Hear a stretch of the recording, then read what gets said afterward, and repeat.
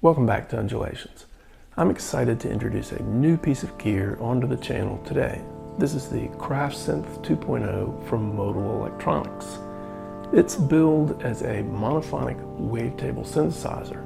Now, my initial excitement for it is just the price point. At 150 bucks, it's relatively inexpensive.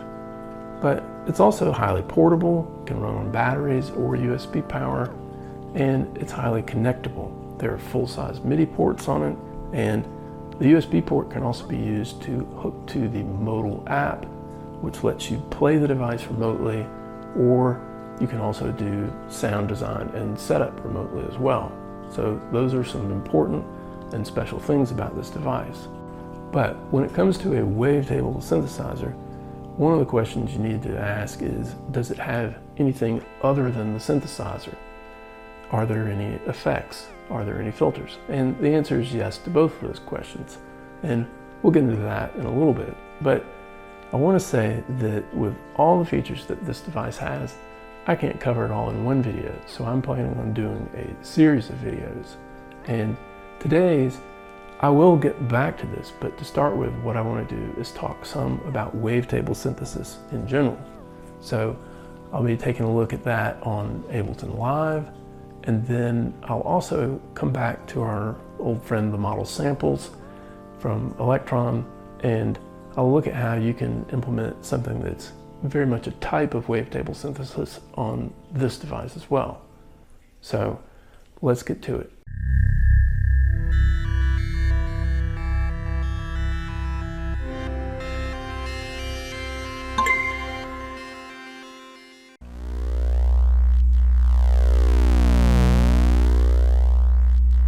So what you're listening to right now is the subtimbral oscillator, or STO module from Make Noise. I've got a low frequency oscillation patched into the shape parameter of that module, and you can hear the wave transition from a smoother shape to something that's a little bit rougher. Take a look on the oscilloscope.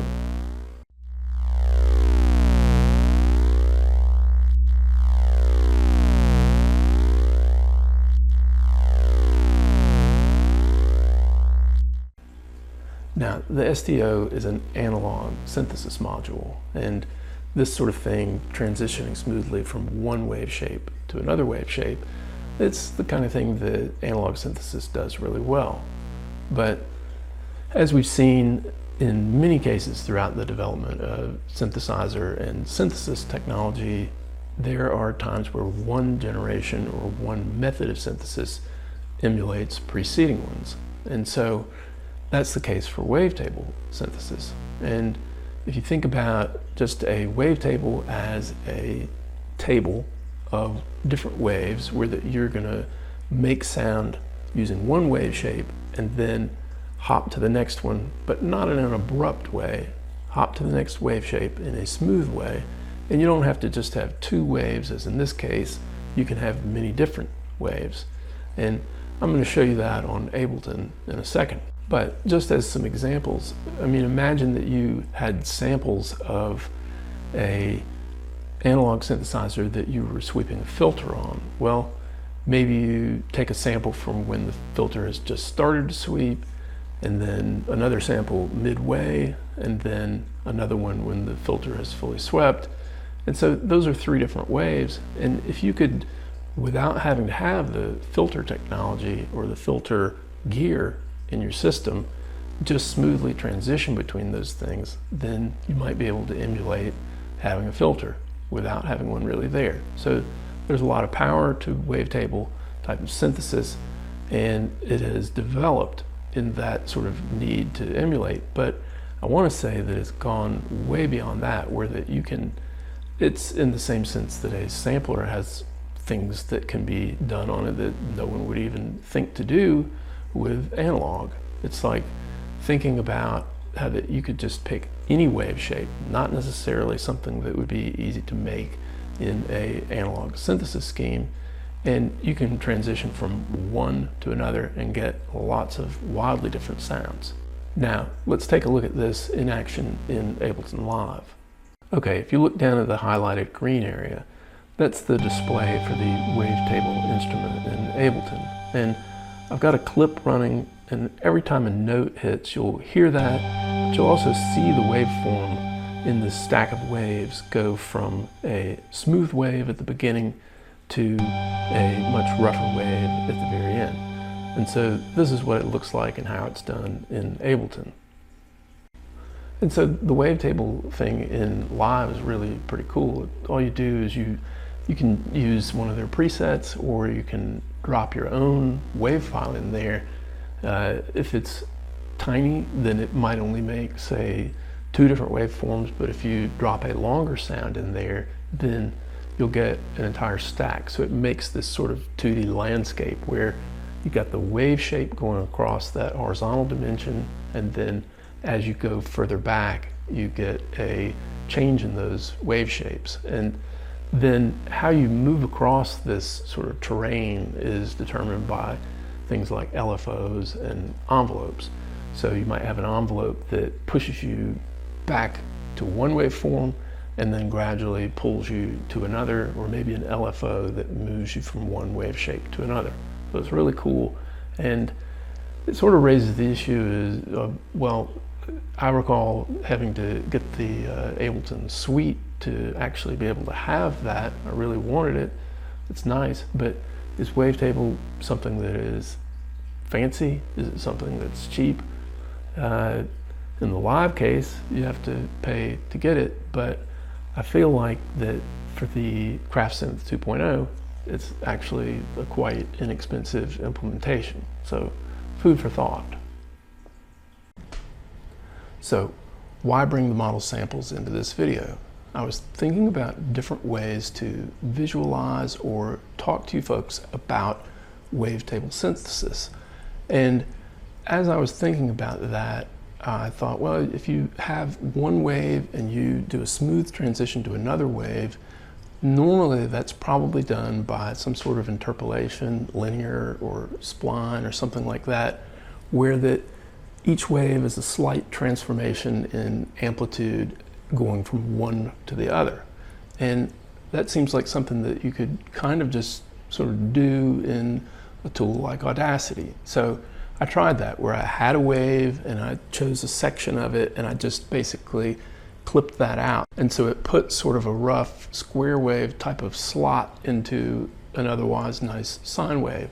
And I did this as a sequence of samples and transferred them all onto here. And I found out, maybe I'm doing it wrong, but it kind of doesn't really work that well, because either sample locking or using the LFO to change the sample, you still have to re-trigger it, and so it makes it sort of jumpy. I guess it's just not really designed to play one part of a sample and then have the sample flip and kind of stay where it was in the sample buffer. So then what I started to think about was, well, maybe there's some other way to do it, or do something similar to that using some of the sorts of things that we did back in the granular synthesis video, in particular changing the start location of where a sample is played from. And if you've done anything with the oscillator samples that are in the factory sample pack from Elektron, you've seen that you can take these tiny little one period waves and you put the loop on, the loop setting, and basically it turns it into a tone, and those are very nice. But I started to think about, what if it was just not a normal one period wave, but something a little bit different? So after a little trial and error, I made something in Audacity that looks like this. I'm just making a sample that is 2 cycles long. I flatten a half cycle on the left and a half cycle on the right. And so I've got this picture right here of that wave, and what I want you to think about is that if this is the sampling window as set by the start position, so I've got a nice tone when it's set like that, but then as I move the window, and this can be done using the LFO to change the sampling location, like where the start is. Keep the length the same, so the pitch stays the same, but as I change this window, we go from a smooth wave like that, well, let me get it right, a smooth wave like that, then gradually it transitions to something like this, where there's an abrupt kink in it. And even along the way, you've got things, you have to think about this looping, where it comes out over there at a neutral level at 0, and then has to jump up to catch the wave right there. So it puts a lot of character into the sound. And I did that. It's just basically one little sample to transfer, and here's that sample playing right now.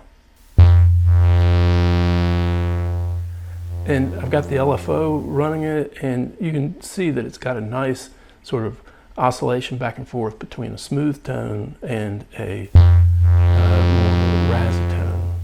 And I want you to see what that looks like on the oscilloscope.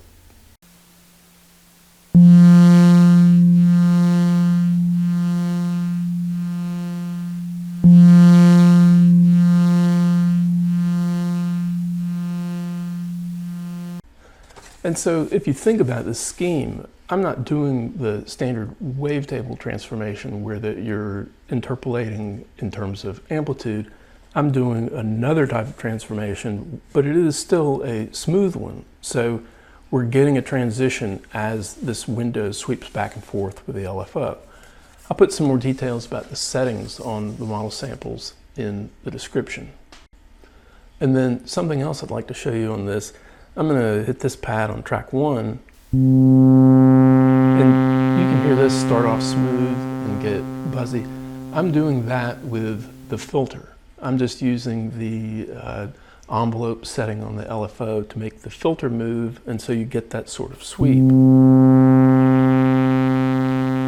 But this on track 2 is entirely different. I hit it. Sounds kind of similar, but it's another case of using the sampling window and sliding that. And I'm not even doing that on a sample that I made. I'm using their Amiga sample. It's in the oscillator section. It's from Elektron. And so this is a completely different synth sound that you can get out of this device just by using the LFO in a little bit of a different way. So I find that very helpful. And again, I'll put some settings in the description about how I've done these. Last thing I want to talk about in this regard is that this type of thing, maybe it's not specifically wavetable type stuff, but it is really kind of fascinating. I mean, in some ways it seems to relate to granular synthesis, and I think it also relates to some of the types of pitching and time distortion that you can get in a DAW. I think it's called warping in Ableton. And it's where that you keep samples playing at the same rate, so they have the same pitch, but you repeat them in a way that can extend something in time. So for an example of that, this is just me saying hello, hello. But then using this sliding window method, I have made it sound like this. So it extends it out quite a bit. And I know it's not perfect, but it is kind of interesting. And then another sample here. How are you today? And I've never really thought about using the model samples for this type of vocal processing, but it is kind of interesting. And so some thinking about basic waves and oscillators might lead all of us to think about some new things to do with this device, or any other sampler for that matter. So now I want to move on to what this video in this series is all about, which is the Craft Synth 2.0.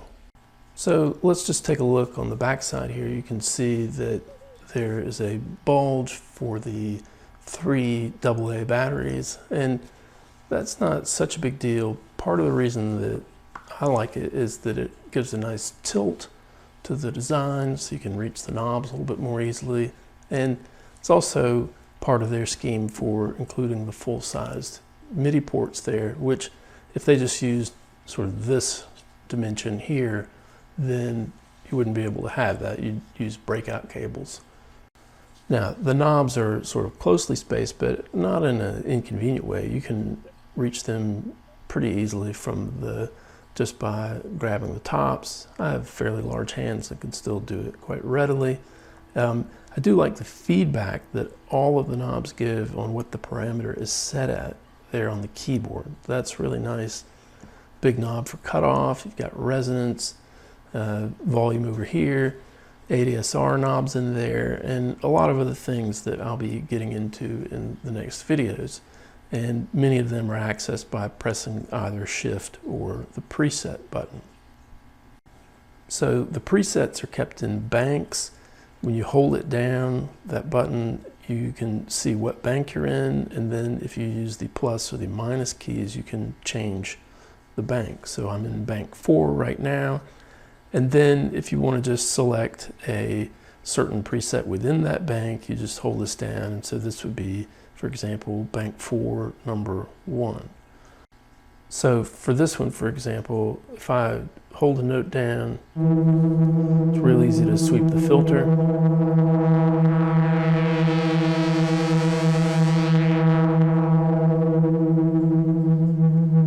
And change the resonance on that.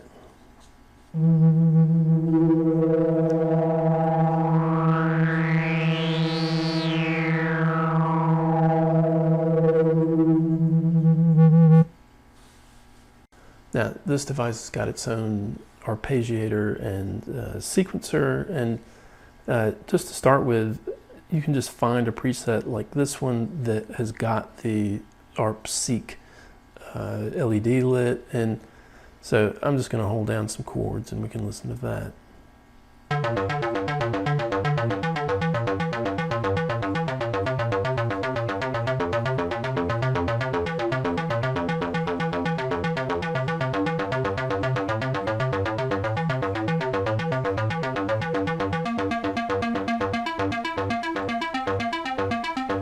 And if you'll notice, you can use the plus and minus keys to change octaves, and it actually lets you hold down some notes in one register and then bump the octave either up or down and then add new notes in the new register. So that's really nice.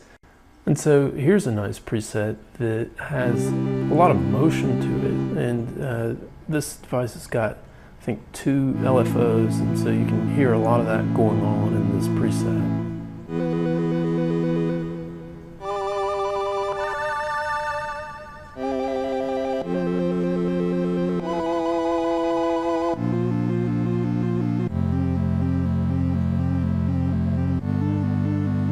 It's really quite pretty.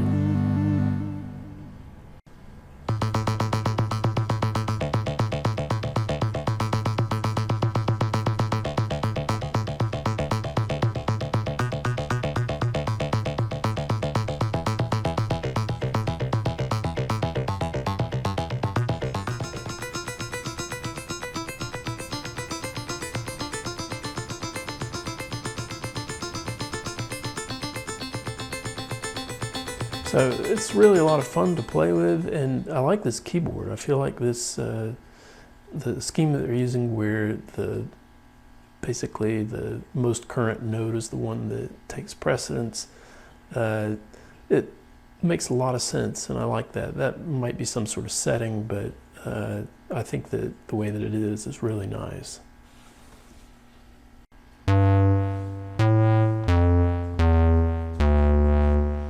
So something a little bit more bassy here, and it's got a nice unison sort of feature that gives a real breadth to the sound.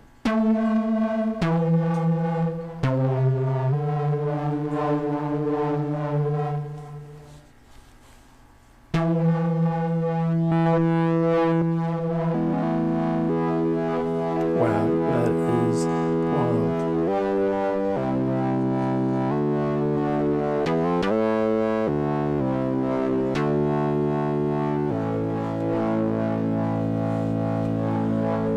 Well, for never having played it, it actually is kind of easy.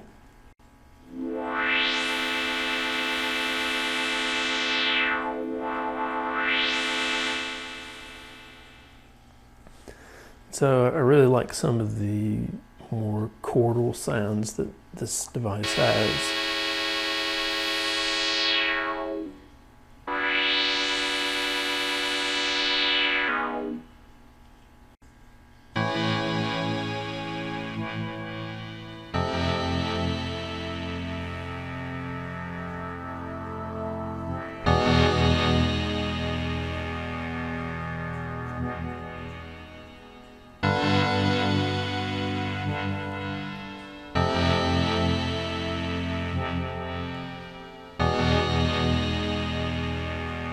And so you'll notice in this preset there's a change in the envelope when I take my finger off of the pad.